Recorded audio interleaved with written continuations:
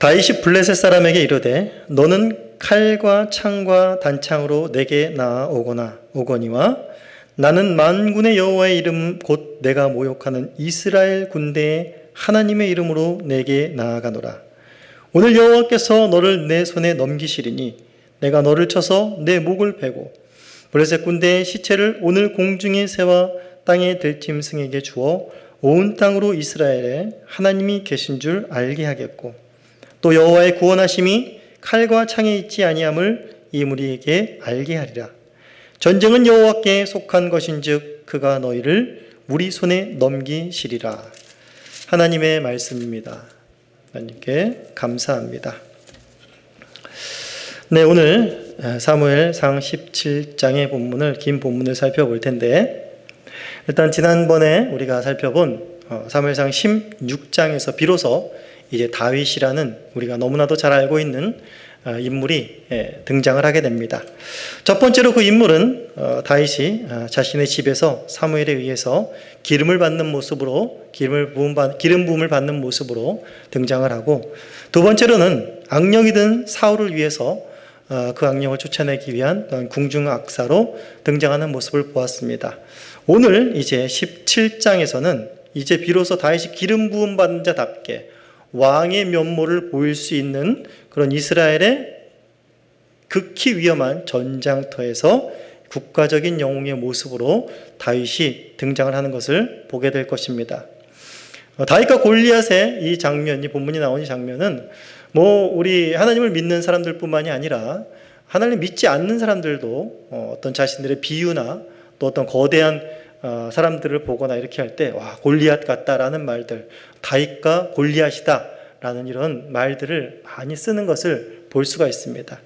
오늘 그만큼 유명한 본문인데 오늘 또 주님께서 우리에게 이 본문을 통해서 하나님이 무엇을 드러내고자 하시는가, 이 이야기를 통해서 어떤 것이 드러내실 것이 하나님의 뜻인가라는 것을 하나 살펴보도록 하겠습니다.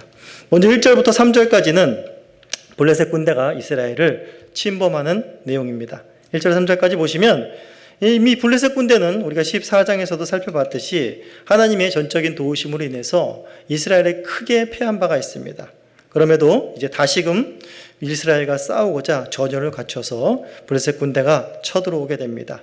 블레셋 군대와 이스라엘 군대가 양편에 대치를 하고 양편산에 대치를 하고 있는데 그 중앙에는 무엇이 있었냐면 바로 그 중앙에는 엘라 골짜기라는 것이 있습니다. 즉 엘라 골짜기를 사이에 두고 양편 산에서 동우리에서 이제 서로 대치를, 블레셋 군과 이스라엘 군이 서로 대치를 하고 있는 장면을 이제 보게 됩니다. 이 장면이 간단하게 이제 싸움의 장면과 장소들만이 기술되어 있지만 여기에서 이제 블레셋 군과 이스라엘, 각별히 이스라엘이 이 전쟁터에서 굉장한 긴장감과 위기감을 가지고 있었을 것이라는 것이 상상이 됩니다. 원래 전쟁이야 늘 긴장감이 있고 위기감이 있고 두려움과 떨림이 있는 것입니다. 그런데 우리가 이미 13, 16장을 살펴봤기 때문에 이 전쟁은 더욱더 걱정스럽습니다. 왜냐하면 이미 16장 가운데에서 사울이 이 이스라엘 블레셋과 싸워서 그 이스라엘을 전체를 진두지휘해야 될 수장이, 우두머리가, 그 왕이 바로 어떤 일이 벌어졌습니까? 16장에서 여호와께 완전히 버림을 받았다라는 그런 선고를 받았습니다. 그렇기 때문에 그런 수장이 이끄는 군대입니다. 어떻겠습니까? 굉장히 불안한 상황 아니겠습니까? 두려운 상황이 아니겠습니까?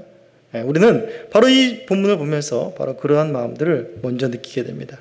또한 여기 엎친 데 덮친 격으로 바로 전대미문한 블레셋의 거대한 장수인 골리앗이 나와 이스라엘을 위협하고 모독하는 일들까지 벌어지고 있는 것입니다.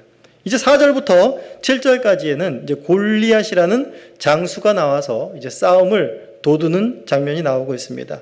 이때껏 이스라엘이 여호수아서부터 계속해서 싸워온 장면과는 굉장히 사뭇 좀 다른 장면입니다. 지금 골리앗이 나와서 싸움을 거는데 어떻게 거냐면 바로 우리 편 장수인 블레셋의 장수와 너희 이스라엘의 장수 한 명씩 대표자들이 나와서 싸우자는 것입니다.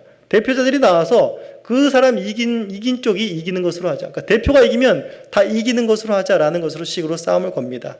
이런 것들은 우리 교우님들이 아마 영화 같은데, 고대 영화 같은 데를 많이 보셨으면 이런 장면들을 한두 번씩은 보셨을 것입니다. 양편에 군대들이, 수많은 군대들이 진을 치고 있고 대표 장수 둘만 나와서 싸우고 거기서 이긴 팀들, 이긴 이제 그 나라가 이제 상대편에게 이기고 상대를 이제 점령하는 그러한 모습들을 아마 영화 같은 데서도 심심찮게 보셨을 것입니다. 바로 이러한 장면이 지금 연출이 되고 있는 것입니다.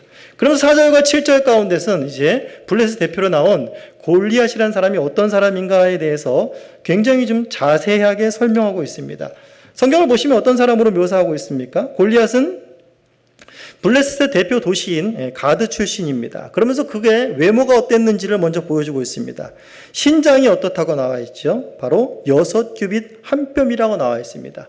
그러니까 한 규빗이 보통 여기 손끝에서 여기까지 팔꿈치까지를 길을 말하는데 대략 45cm 정도 되죠. 그리고 한 뼘은 거의 22cm 정도 됩니다. 그렇기 때문에 이 사람의 신장을 대략 측정해봐도 거의 3m가 육박하는 굉장히 큰 사람, 여기서 봐도 뭐 거의 천장까지 닿을 수 있는 그런 정도의 키를 가진 굉장한 거인이죠. 한마디로 거인의 모습입니다. 그런데 신체적으로도 이렇게 뛰어난 사람인데 그가 무장까지 했습니다. 무장까지 완벽하게 했는데 어떻게 했냐면 그가 입은 갑옷이 놋 5,000세겔의 무게라고 합니다. 갑옷만 5,000세겔이면 거의 60kg 정도가 된다고 합니다. 60kg 정도의 갑옷으로 무장을 했습니다. 그리고 머리에는 노투구를 쓰고 몸에는 비늘 같은 갑옷, 그리고 다리에는 놋 각반, 어깨에는 또 놋 단창 및 단창 창자로는 또 배틀째 갖고 또 방패든 자들이 그를 호위했습니다. 그러니까 머리부터 발끝까지 그리고 그 주변에서 자신을 호위하는 자들까지 해가지고 굉장히 신체적으로도 압도적인 모습인데 거기에다 그 무장까지 했으니 마치 이스라엘이 보기에는 어떻겠습니까? 그 장수가 마치 자신들 앞에 탱크가 장갑차 한 대가 서 있는 것 같은 견고한 성이 하나 서 있는 것 같은 그런 모습을 마치 연출시키는 것 같습니다. 도저히 넘을 수 없는 넘사벽 같은 그런 골리앗의 모습이 자세하게 기술되어 있습니다. 그러면서 이제 8절부터 11절까지 이렇게 완전한 인간 병기인 골리앗이 이스라엘을 향해서 도발을 하고 있습니다. 이스라엘을 향해서 뭐라고 도발을 하고 있습니까? 이스라엘 군대를 향하여 외쳐 이르되 너희가 어찌하여 나와 진열을 벌였느냐? 나는 블레셋 사람이 아니며 너희는 사울의 신복이 아니냐? 너희는 한 사람을 택하여 내게로 내려보내라. 그가 나와서 싸워 나를 죽이면 우리가 너희의 종이 되겠고 만일 내가 이겨 그를 죽이면 너희가 우리의 종이 되리라. 되어 우리를 섬길 것이라. 그 블레셋 사람이 또 이르되 내가 오늘 이스라엘 군대를 모욕하였으니 사람을 보내어 나와 더불어 싸우게 하라 한치라 라고 하면서 굉장히 또 큰 음성이었겠죠. 음성으로 바로 이스라엘 군대에게 나와 싸울 자를 내보내라. 너희는 사울의 신복이고 나는 블레셋 사람이다 라고 하면서 너희 중에 어떤 용사가 있겠느냐라고 하면서 비아냥거리면서 굉장히 조롱하는 말투로 그렇게 이스라엘을 모독하고 있었다라는 것입니다. 그런데 여기에 대한 이 사울과 이스라엘 군대의 반응은 어떠했습니까? 11절에 보시면 사울과 온 이스라엘이 블레셋 사람의 이 말을 듣고 놀라 크게 두려워하니라 라고 말을 하고 있습니다. 물론 다 골리앗의 모습을 보고 압도적이어서 놀라고 무서웠을 것 같습니다. 하지만 지금 이 블레셋과 골리앗과 대면하고 있는 사울과 이스라엘의 군대가 싸움의 경험이 없는 오합지졸인가? 라는 것을 봤을 때 결코 그렇지 않다라는 것입니다. 우리가 이미 11장에서 살펴봤지만 사울 또한 어떤 사람이었습니까? 사울 또한 골리앗에는 미치지 못하지만 이스라엘 백성 가운데 머리 하나가 더 있는 자입니다. 그 신체 조건 역시 골리앗과 그렇게 골리앗과 맞붙을 만한 정도는 아니지만 그래도 보통 사람보다 훨씬 뛰어난 그런 피지컬을 갖고 있었고 또한 11장에서 하나님의 신이 감동되어서 암몬 족속을 쳐서 야벳 족속을 구해냈습니다. 그리고 계속 전투를 했고 14장에서도 역시 요나단의 역할로 말미암아서 하나님의 놀라운 은혜로 말미암아서 블레셋을 크게 물리치고 계속해서 전쟁에서 승리한 경험을 갖고 있습니다. 전장터에서 이들이 싸운 경험이 있고 용사들과 맞붙은 경험이 있는 자들입니다. 그런데 이렇게 두려워 떨다니요. 골리앗이 아무리 무장을 했고 아무리 키 큰 사람이라도 한 사람입니다. 그 한 사람 앞에 이렇게 두려워 떨 수가 있겠습니까? 이들의 용기와 이들의 패기 또한 이들의 싸움의 실력들은 다 어디로 갔단 말입니까? 약간 의아해할 수 있지만 우리가 16장을 이미 살펴봤듯이 16장을 살펴보면 이러한 모습이 당연하구나라는 것을 우리는 금세 알 수가 있습니다. 왜냐하면 사울과 이스라엘의 군대가 그렇게 적들을 향해서 승리할 수 있었고 용기를 낼 수 있었던 것의 근원은 바로 하나님이 함께 하심이 있었기 때문입니다. 그러나 우리가 16장에서 이미 사울은 하나님의 버림을 받았기 때문에 하나님이 함께 하시지 않았기 때문에 그 대적들과 맞붙을 수 있는 용기와 힘이 바로 그 근원이 사라졌기 때문에 두려워하는 것임을 우리는 그 결과가 바로 이 모습으로 나타났다는 것을 우리는 여실하게 알 수 있는 장면입니다. 그러면서 이제 12절부터 이제 16절에 이 어려움, 이 이스라엘의 불안과 두려움, 이 이스라엘의 또한 위기를 극복할 한 사람이 나타납니다. 바로 다윗이 나타나고 있습니다. 12절부터 보시면 이제 다윗을 새로 소개합니다. 다윗 유다 베들레헴 에브라 사람 이세라는 사람의 아들이었는데 이세는 사울 당시 사람 중에 나이가 많아 늙은 사람으로서 8아들이 있는 중 그 장성한 세 아들은 사울을 따라 싸움에 나갔고 싸움에 나간 세 아들의 이름은 장자 엘리압이요 그 다음은 아비나답이요 셋째는 삼마며 다윗은 막내라라고 말을 하고 있습니다. 이미 16장에서 이미 다윗은 이 가문과 함께 소개가 되었습니다. 그런데 새롭게 여기서 다시금 또 새로 나오는 사람처럼 이렇게 소개하는 것은 어떤 의미로 받아들여야 하는가 하면 바로 다윗을 통해서 이제 다윗이 이 전장 속에서 이 위기 상황 속에서 다시금 이스라엘의 어떤 새로운 국면을 맞이하게 새로운 전환점을 맞이하게 될 사람이라는 것을 다시 한번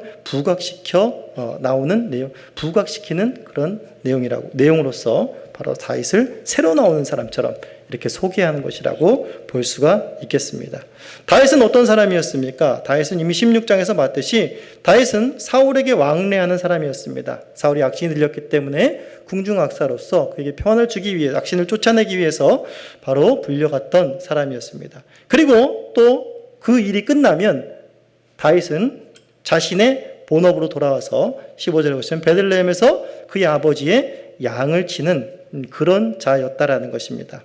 이것이 다윗의 집안이고 다윗의 일상이었다라는 것입니다. 이러한 다윗이 이제 이스라엘과 골리앗이 대치하고 있는 블레셋이 대치하고 있는 그 전장으로 향하게 됩니다. 전장의 상황은 어떻습니까? 16절의 마지막에 보면 그 블레셋 사람이 40일을 조석으로 나와서 몸을 나타내었더라라고 말합니다.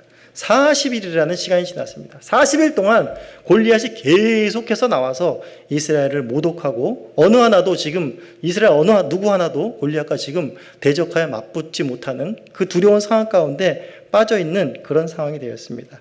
이제 바로 17절부터 해서 이제 다윗이 움직이기 시작합니다.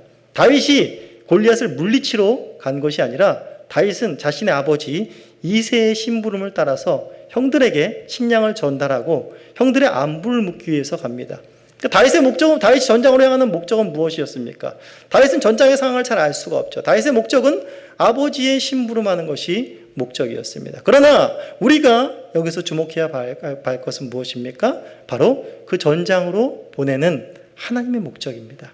하나님의 계획은 무엇인가 하는 것에 우리가 집중하며 17장부터 다윗이 그 전장으로 가서 어떠한 모습을 드러내게 하는가라는 하나님의 목적을 살펴보도록 하겠습니다. 17절부터 보시면 이제 다윗은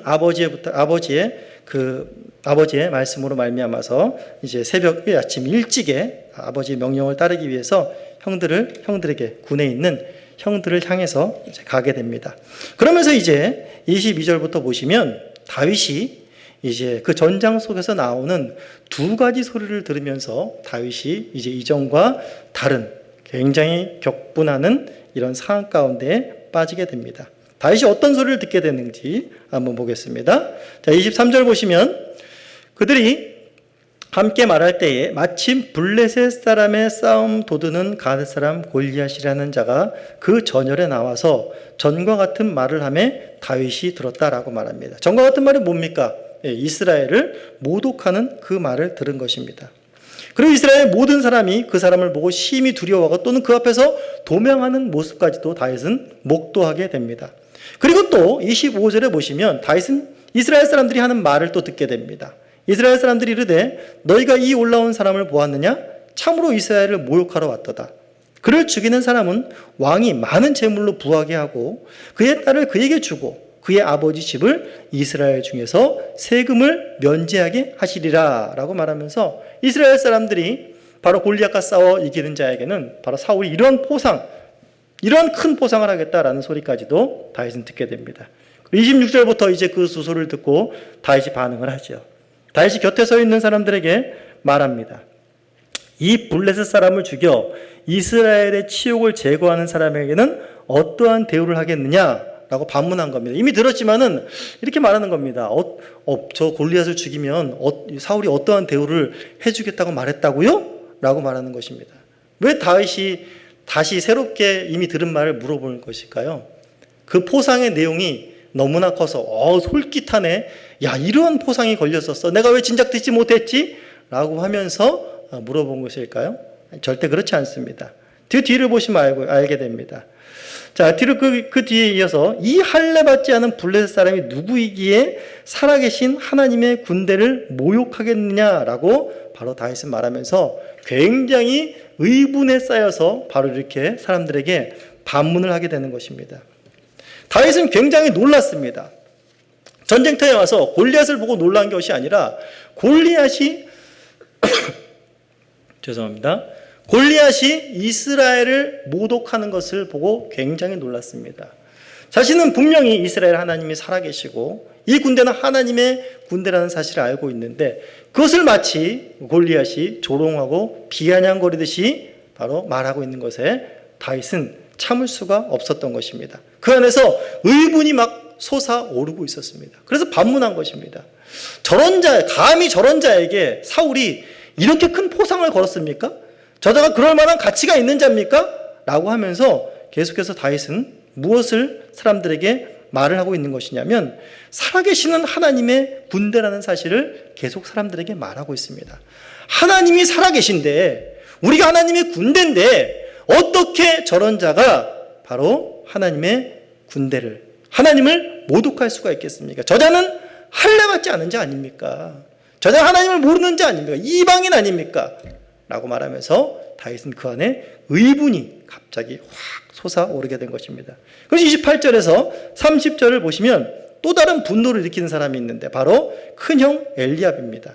큰형 엘리압이 다윗이 사람들에게 하는 말을 들었다라고 말하면서 다윗에게 노를 바라여 그에게 말하고 있습니다. 그러면서 다윗에게 뭐라고 말합니까? 내가 교만하다. 내 마음이 완약하다. 심지어는 내가 전쟁터에 너 구경하러 왔냐? 라고 말하면서 굉장히 다윗을 호되게 책망하는 모습을 보고 있습니다. 엘리압은 그런 것이죠. 이 어린 놈이 지금 우리가 40일 동안 얼마나 지금 골리앗을 대면하면서 블레셋을 대면하면서 두려워 떨고 있는데 이게 전쟁의 전자도 모르는 녀석이 와가지고 지금 뭐 헛소리를 짓거리고 있고 뭐 하나님이 살아계신 하나님이 어떻느니 뭐 이런 소리를 하고 있냐. 네가 지금 현실을 알고 있냐. 네가 현실과 이상을 구분이나 하고 있냐라고 하면서 굉장히 네가 거들먹거리고 있는 것이 엘리압의 눈에 보기에는 불편했던 것이죠. 그러니까 엘리압은 뭡니까? 엘리앗은 여전히 내 동생, 유약한 내 동생으로밖에 보지 못하고 있는 것입니다. 다윗 안에 있는 그 의분, 다윗 안에 있는 그 신앙, 다윗 안에 있는 하나님을 향한 믿음, 그것은 엘리압에게 있어서 보이지가 않았기 때문에 이러한 반응은 어떻게 보면 당연하다라고 할 수 있습니다. 하지만 다윗은 거기에 저항하지 않고 다시금 몸을 돌이켜서 사람들에게 계속해서 30절에 보시면 전과 같이 말하며 백성은 또한 전과 같이 대답했다라고 이야기하고 있습니다. 계속해서 하나님이 살아계시지 않느냐, 우리가 하나님의 군대지 않느냐라고 하면서 이야기를 한 것입니다. 자, 그러면서 이제 31절에서 37절에 드디어 사울과 다윗이 만나게 됩니다. 다윗이 계속 이런 말을 하고 다니니까 어떤 사람이 이제 다윗이라는 소년이 와서 자꾸 이런 말을 합니다라고 하는 것을 이제 사울의 귀에 들리게 합니다. 그리고 이제 사울에게 다윗이 나아가게 됩니다. 그리고 이제 32절에 다윗이 사울에게 말을 하지요. 그로 말미암아 사람들이 낙담하지 말 것이라. 주의 종이 가서 저 블레셋 사람과 싸우리이다 하니. 굉장히 다윗이 급했죠. 사울이 먼저 물어보기도 전에, 얘기하기도 전에 자기가 먼저 말합니다. 사울이 뭘 원하는지 알고 있거든요. 지금 저자를 골리앗을 처치해야 되는 것을 알고 있고, 누가 저자와 싸울 거라고 굉장히 고심하고 있을 것을 안 겁니다. 주저하지 않습니다. 제가 나가겠습니다. 제가 싸우겠습니다. 말하는 것입니다. 사울의 반응이 어떻습니까? 33절. 사울이 다윗에게 이르되 내가 가서 저 블레셋 사람과 싸울 수 없다. 너는 소년이고 그는 어려서부터 용사다 라고 말하고 있습니다. 사울이 뭐라고 말하고 있습니까? 싸울 수 없다. 이유는 너는 소년, 저자는 용사다 라고 말하고 있는 거예요. 딱 눈에 보기에도 누가 봐도, 뭐 사울이 보지 않아도 누가 봐도 이것은 맞는 말입니다. 도저히 감당할 수가 없죠. 그런데 다윗이 여기서 오히려 왕을 설득합니다. 내가 어떤 사람인 줄 아십니까? 34절에 다윗이 사울에게 말합니다. 주의 종이 아버지의 양을 지킬 때 사자나 곰이 와서 양에게서 새끼를 물어가면 내가 따라가서 그것을 치고 그 입에서 새끼를 건져내었고 그것이 일어나 나를 해치고자 하면 내가 그 수염을 잡고 그것을 쳐 죽였나이다. 주의 종이 사자와 곰도 쳤은즉 살아계시는 하나님의 군대를 모욕한 이 할례 받지 않은 블레셋 사람이리까. 그가 짐승의 하나와 같이 되리이다 라고 말하면서, 그가 일상 속에서 양을 칠 때 여러 가지 사자나 곰같이 굉장히 큰 두려운 맹수들을 만났다라는 것이죠. 거기서도 내가 물매로 인하여서 물매로 그 사자들을, 그 곰들을 때려 죽이고 양들을 거기서 건져왔다라는 자신의 경험도 한번 이야기하는 것입니다. 나도 싸울 만한 힘과 그런 경험들을 갖고 있다, 라는 이런 것을 말하고 있는 것이죠. 그런데 다윗의 그 자신감은, 다윗의 용기는 자신의 어떤 그런 큰 짐승들과 싸워서 이긴 것 속에서 나온 것은 아니었습니다. 그곳에 역사하시는 또 다른 것이 있었기 때문에 다윗이 이와 같이 말할 수 있었습니다. 그 진짜 이와 같이 말할 수 있었던 의미가 다음 절에 나와 있습니다. 37절 보시면 또 다윗이 이르되 여호와께서 나를 사자의 발톱과 곰의 발톱에서 건져내셨은즉 나를 이 블레셋 사람의 손에서도 건져내리이다 라고 하는 바로 이 확신 속에서 있는 것입니다.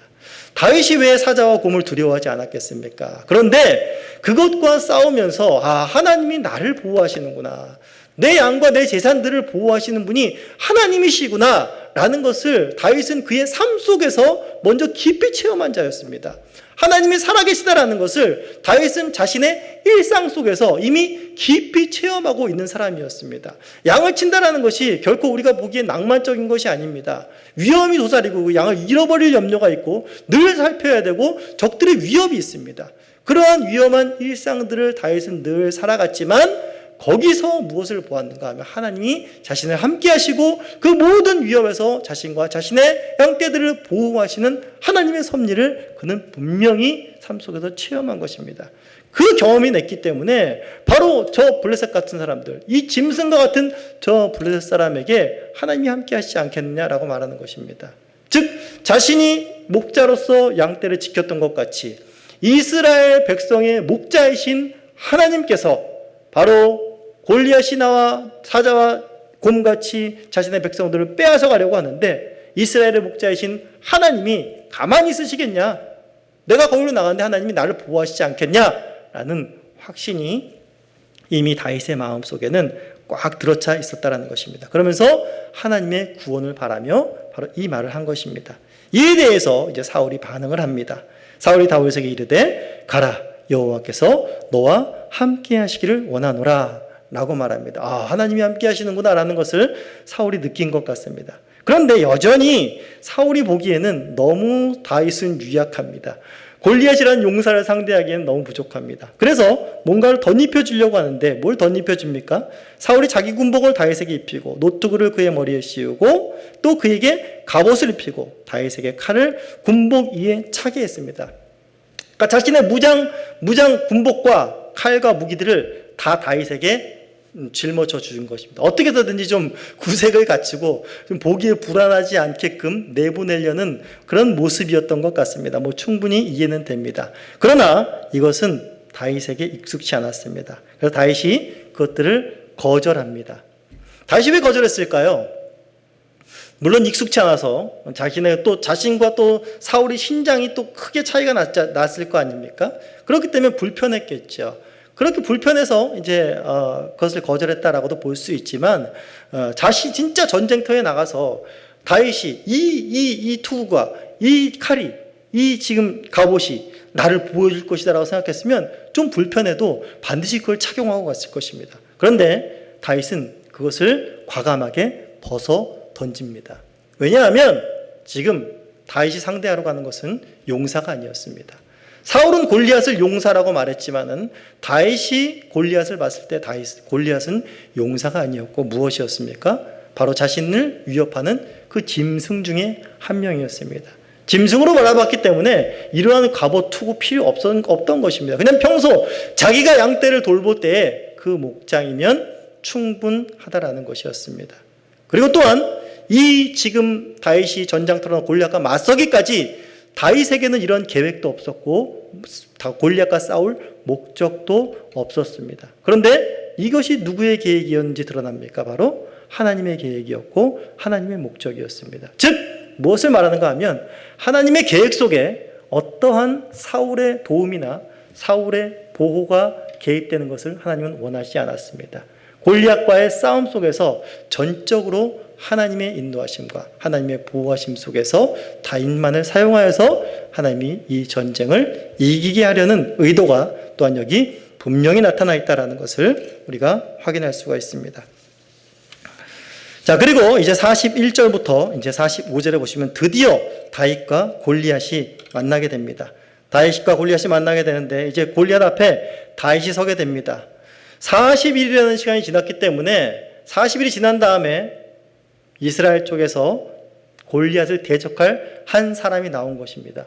골리앗의 반응이 어떻겠습니까? 자신도 뭔가 긴장을 했을 것입니다. 40일 동안 그렇게 두려워 벌벌 떨고만 있고 내 목소리를 듣고만 있던 얘들이 이제 누가 나왔네? 혹시 용병을 부른 거 아닐까? 라는 어떤 그런 것이 있었을지 모르겠습니다. 또 누구 비밀병기가 하나 있었나? 라고 생각했을지 모르겠습니다. 골리앗이 접근하자 골리앗은 굉장히 놀라게 됩니다. 그가 본 것은 바로 용사가 아니라 바로 소년의 모습이었기 때문입니다. 보시면 다윗을 보고 굉장히 업신여깁니다. 42절에 보시면 업신여기고 그가 젊고 붉고 용모가 아름다움이다 라고 말하면서 43절에 굉장히 분노를 합니다. 자신을 이스라엘이 무시를 해도 이렇게 무시할 수 있는가 하면서 블레셋 사람이 다윗에게 이르되 내가 나를 개로 여기고 막대기를 가지고 내게 나왔느냐 하고 그의 신들의 이름으로 다윗을 저주하고 그 블레셋 사람이 또 다윗에게 이르되 내게로 오라 내가 내 살을 공중의 새들과 들짐승에게 주리라 라고 하면서 너를 내 분노로 말미암아 철저하게 찢어 죽이겠다 라고 말을 하고 있습니다. 자, 그러면 46절에 이에 대한 다윗의 대답은 어떻습니까? 굉장히 확고합니다. 다윗이 블레셋 사람에게 이르되 너는 칼과 창과 단창으로 내게 나아오거니와 나는 만군의 여호와의 이름 곧 내가 모욕하는 이스라엘 군대 하나님의 이름으로 내게 나아가노라. 오늘 여호와께서 너를 내 손에 넘기시리니 내가 너를 쳐서 내 목을 베고 블레셋 군대의 시체를 오늘 공중의 새와 땅의 들짐승에게 주어 온 땅으로 이스라엘의 하나님이 계신 줄을 알게 하겠고 또 여호와의 구원하심이 칼과 창에 있지 아니함을 이 무리에게 알게 하리라. 전쟁은 여호와께 속한 것인즉 그가 너희를 우리 손에 넘기시리라 라고 굉장히 당차게 안에 있는 그 믿음의 말을 믿음의 고백을 바로 블레셋 사람에게 골리앗에게 전파하고 있는 것입니다. 즉 여기서 분명한 다윗의 이 싸움의 목적이 확고했습니다. 다윗의 목적은 무엇인가 하면 바로 저 짐승 같은 블레셋 사람을 죽이는 것에 있지 않았습니다. 그것은 미미한 것이었고 너무나 나약한 것이었고 결국에 궁극적으로 하나님이 다윗을 쓰신 목적 또한 다윗이 이 싸움에 임하는 목적 그것이 무엇이었습니까? 바로 온 땅으로 이스라엘의 하나님이 계신 줄 알게 하는 것이었습니다. 바로 너와의 싸움을 통해서 너 그리고 블레셋 사람 이스라엘 바로 온 땅이 다 여호와가 살아계시다 라는 사실을 알게 될 것이다 라는 것을 바로 목적으로 하고 나아갔던 싸움이었던 것입니다. 그러면서 또한 이스라엘 지금 다윗은 무엇입니까? 바로 그 살아계신 하나님 온 땅에 드러날 그 하나님 만군의 여호와의 이름으로 나아가는 하나님의 군대라는 것을 지금 다윗은 보여주고 있습니다. 그리고 이제 48절부터 굉장히 긴박감이 넘치는 싸움인데 굉장히 간략하게 되어 있습니다. 블레셋 골리앗이 다가오고 다윗은 신속하게 주저함 없이 골리앗을 향해서 돌진을 하게 됩니다. 그러면서 어땠습니까? 49절 보시면 손을 주머니에 넣어 돌을 가지고 물매로 던져 블레셋 사람의 이마를 치매 돌이 그 이마에 박히니 땅에 엎드려지니라. 다윗이 이같이 물매와 돌로 블레셋 사람을 이기고 그를 쳐 죽였으나 자기 손에는 칼이 없었더라 라고 말하고 있습니다. 싸움은 굉장히 단순하게 쉽게 끝났습니다. 물매 한 방으로 골리앗은 그 자리에서 엎드려져 죽음을 맞이하게 됐습니다. 사실상 여러분들 그 고대 근동 쪽에는 우리 사사기에서도 나오지만은 이 물매는 별거 아닌 것 같지만은 전쟁에 쓰이는 무기로도 사용이 됐습니다. 그리고 굉장히 물매 던지는 기술이 굉장히 발달했었다라고 합니다. 우리나라 화살 쏘서 이렇게 전쟁에 화살을 쏘는 것 같이 이 물매 돌려서 이렇게 우리는 좀 잘 못 보죠. 우리나라 상황 속에서는. 근데 이제 TV나 뭐 이런 곳에서 여러분들이 많이 봤을 것입니다. 물매를 던지는 것이 굉장히 뭐 총을 쏴서 맞히는 것이나 화살을 쏴서 맞히는 것, 거기 버금갈 정도로 굉장히 정확했다고 말을 합니다. 아마 다윗도 목동을 지키면서 그러한 기술과 실력을 굉장히 쌓았던 것으로 아마 여겨집니다. 그런데 이 성경 속에서는 분명히 말하고 있습니다. 바로 50절에 우리가 마지막에 읽었듯이 그 손에는 칼이 없었더라 라고 말하고 있습니다. 물매는 있었죠. 그러나 여기서 말하고 있는 것, 성경이 말하고 있는 건 무엇입니까? 다윗이 말하고 있는 것은 무엇입니까? 바로 자신의 어떤 물매 실력으로 골리앗을 이겼다라는 것이 아닙니다. 뭐라고요? 바로 하나님이 자신이 양떼를 쳤을 때 짐승을 구해줬듯이 바로 이스라엘 블레셋을 통해서 골리앗을 통해서 자신을 보여주셨다라는 것을 다시 한번 보여주고 있다는 사실입니다. 그러면서 결국에 이제 51절부터 54절까지 해서 그 블레셋이 모두 이스라엘에게 또 도륙을 당하고 이스라엘이 다윗이 승리를 하는 그런 모습을 볼 수가 있습니다.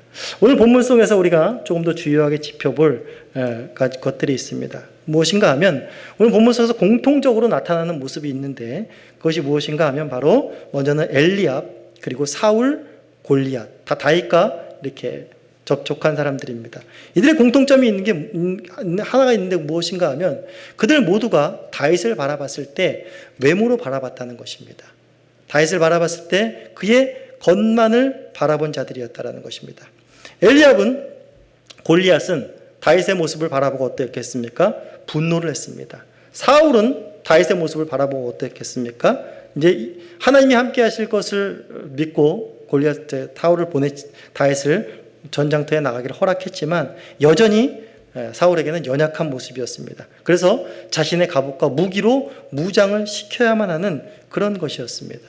그러면서 오늘 성경 속에서 단적으로 보여주는 것은 바로 이렇게 외모를 보는 자들의 결국이 어떤가, 그 결말이 어떤가라는 것을 단적으로 보여줍니다. 그 결말은 바로 골리앗처럼 한순간에 무너지고 멸망하는 것입니다. 그리고 또한 사울처럼 악신이 들린 사울처럼 바로 늘 삶 속에서 불안과 초조, 두려움에서 벗어난 삶을 벗어날 수 없는 그런 삶을 살 수밖에 없다. 평안이 없는 삶을 살 수밖에 없다라는 것이 바로 외모만 보는 사람들의 전적인 특징과 결말이라는 것을 볼 수 있습니다. 왜 그런 삶을 살 수밖에 없습니까? 원인은 단 하나입니다. 바로 모든 것의 원인은 하나님이 함께 하시지 않기 때문에, 하나님이 떠났기 때문이라는 것입니다. 그럼 두 번째로, 그럼 하나님이 함께 하시고 하나님이 결코 떠나지 않는 다윗은 어떤 복을 받았습니까? 골리앗을 물리치고 전쟁의 영웅이 되고 사울의 사위가 되는, 또 높은 지위를 갖게 되는 그러한 복을 다윗은 받습니다.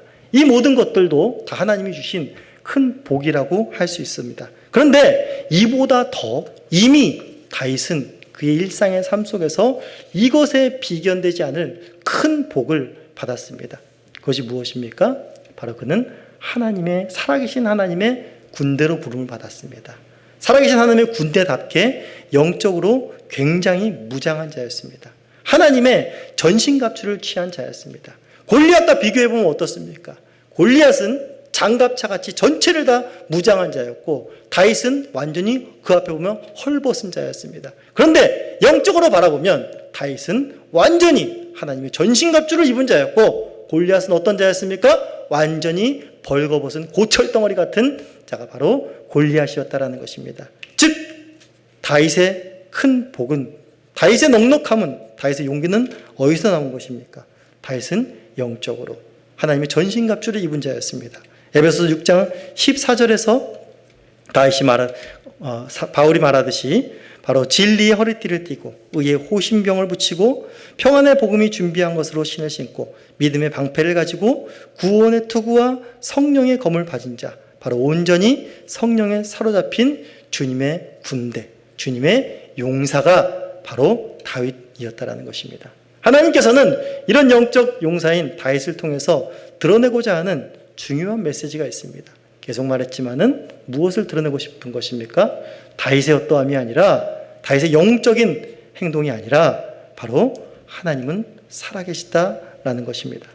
이 싸움을 통해서 드러내야 될 것은 단 하나, 온 땅에 이스라엘 하나님이 살아계신다는 것을 너희들이 다시 한번 깨달아야 한다는 것입니다. 여호와의 구원은 칼과 창에 있지 않고 전쟁은 하나님에 속해 있다는 것을 알아야 한다는 것입니다. 그리고 너희는 바로 하나님의 군대라는 그 사실을 다시 한번 일깨워주고 골리앗 앞에 두려움 속에 일어서라는 소망을 주는 것이 바로 다윗이 선 목적이었습니다. 바로 다윗은 이스라엘의 왕이 해야 될 것은 무엇인가 하면 사울처럼 너희가 나가서 싸우면 재물도 주고 아내도 주고 부도 주고 영광도 주겠다라는 것이 아니라 바로 이스라엘 사람들을 깨우고 그들을 다스려야 될 것은 하나님이 살아계시다, 우리가 하나님의 군대다라는 것을 일깨우면서 하나님의 군대답게 살아가게 하는 것이 바로 왕의 목적이고 하나님이 왕을 세우신 목적이라는 것을 이 본문 속에서 우리는 알 수 있어야 합니다. 오늘날 코로나 시대 가운데서도 우리를 위협하는 가장 두려운 것이 바로 이 코로나라는 것입니다. 이러한 상황 속에서 우리가 정신을 차리고 다시금 깨달아야 할 것은 무엇이겠습니까? 이러한 두려움과 이러한 불안한 사회 속에서 우리가 위로를 얻고 힘을 얻는 유일한 근거는 무엇입니까? 이러한 어려움일지라도 하나님은 살아계시다라는 것입니다. 이러한 상황 속에서도 우리는 여호와의 군대라는 것입니다. 여호와의 군대이기 때문에 우리는 무엇을 해야 됩니까? 골리앗을 향해서 나아가 역동적으로 하나님의 살아계심을 증거했듯이 우리의 예배가 위축되지 말아야겠습니다. 골리앗 같은 코로나가 우리를 압박하고 누른다고 할지라도, 비대면 예배가 되었다고 할지라도 우리의 예배가 위축되고 두렵고 결코 허술해져서는 안 될 것입니다. 다윗처럼 더욱더 역동적으로 우리가 함께 대면으로 하건 비대면으로 하건 더욱더 살아계신 하나님을 증거하고 그 하나님을 체험하고 드러내는 그런 예배로 하나님 앞에서는 그런 영적으로 무장된 하나님의 전신갑주를 취한 여러분과 제가 되어야겠다는 사실을 오늘 이 본문 속에서 말해주고 있다는 사실을 다시 한번 우리는 깨닫고 우리의 예배 속에서 하나님의 이름이 온 땅 가운데 선포되어지기를 소망하고 우리가 하나님의 군대로 날마다 영적인 전신갑주를 입기에 힘쓰는 저 여러분들이 되기를 간절히 소원합니다. 이 시간에 함께 찬양하시겠습니다. 찬양은 찬송가 488장입니다.